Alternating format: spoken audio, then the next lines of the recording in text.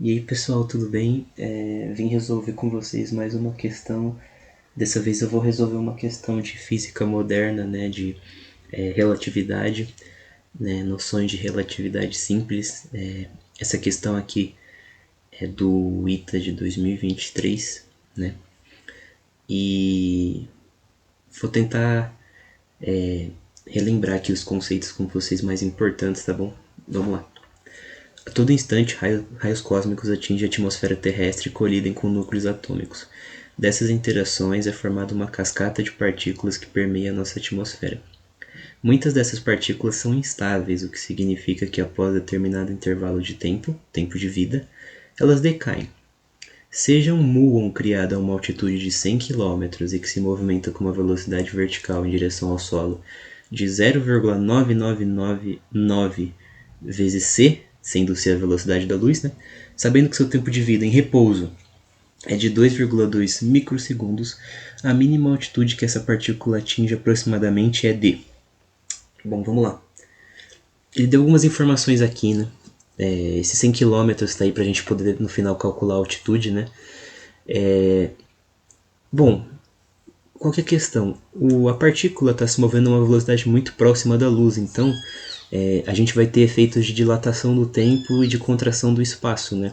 Que a gente sabe que quando a gente tem velocidades muito próximas da luz, né, a gente vai ter vai ter um surgimento, né, de um fator de correção, que é o fator de Lorentz, que ele sempre pode ser aplicado a qualquer partícula, só que até pela fórmula, né, se você tiver uma velocidade muito menor que a da luz, o fator de Lorentz é aproximadamente igual a 1. Né? Então não vai ter nenhuma alteração. Aliás, vai ser praticamente igual a 1. Agora, em velocidades muito próximas à da luz, a gente vai ter sim que fazer uma correção relativística, né? E a gente vai usar o fator de Lorentz para isso, né?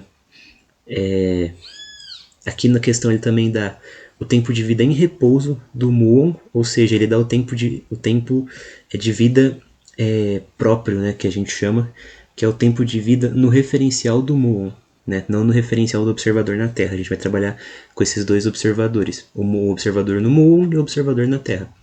Na partícula, a gente vai ter esse tempo, e na Terra a gente vai ter um tempo dilatado. E esse tempo dilatado a gente vai ter que utilizar ele para fazer o cálculo. Né? A gente não pode só pegar o tempo de vida já em repouso do muon, porque esse tempo de vida ele é muito menor do que o tempo de vida percebido por observador na Terra. Então, se a gente adotar o tempo de vida do muon, a gente vai obter um resultado muito diferente, tá bom? Então, só dando um exemplo, né?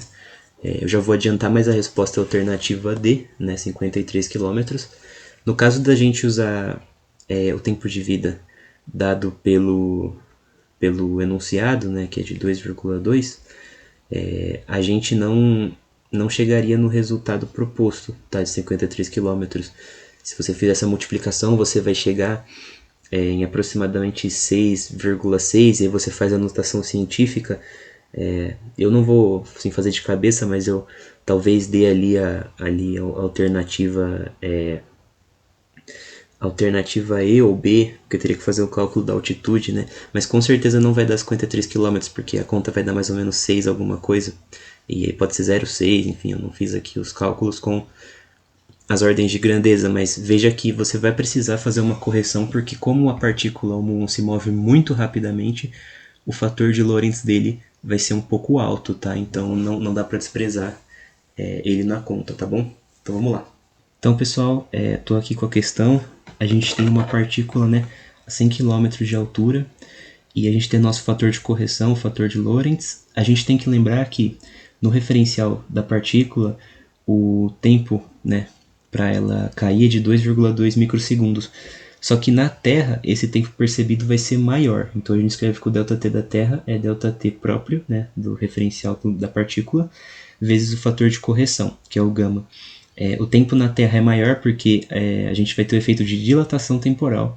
No caso do espaço é de contração, né, espacial, a gente vai ter uma dilatação aqui do tempo. Então, o tempo percebido por um observador na Terra é maior do que o tempo percebido no referencial do muon.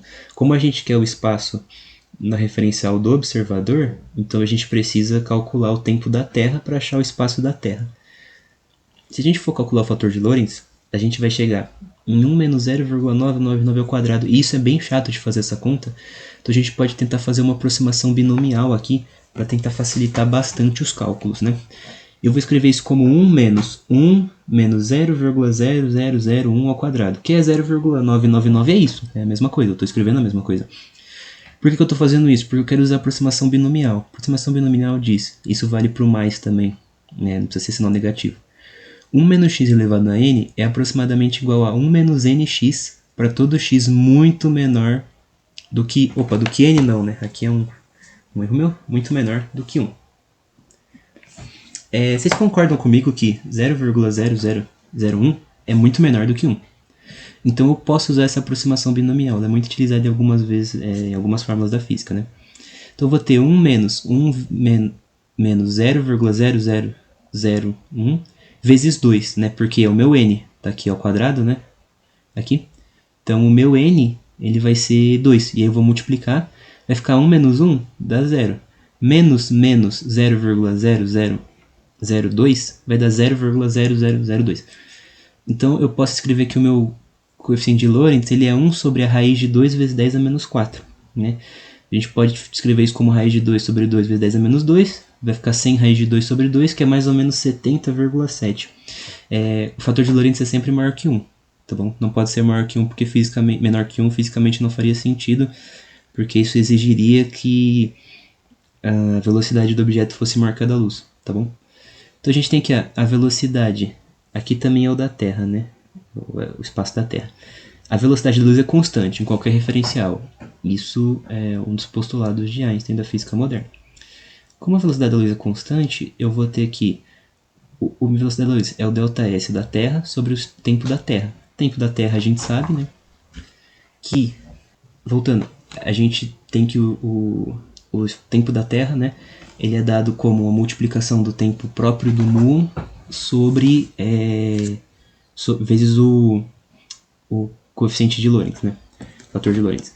Então a gente vai ter que nosso ΔS vai ser C delta T próprio do muon e o gama, né? Então a gente tem que o nosso espaço é 3 vezes 10 oitava vezes 2,2 vezes 10 a menos 6, que é o tempo do muon, vezes 70,7. Isso vai dar aproximadamente 46,6 km. Como a partícula percorreu 46,6 km, a altitude dela é os 100 km menos o percorrido por ela, que é o meu ΔS, né?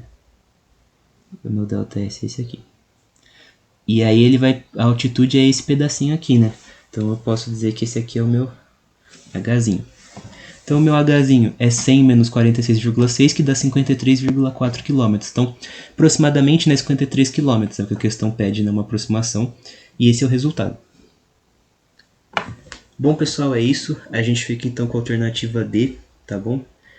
Espero que vocês tenham gostado da questão. Achei uma questão bacana.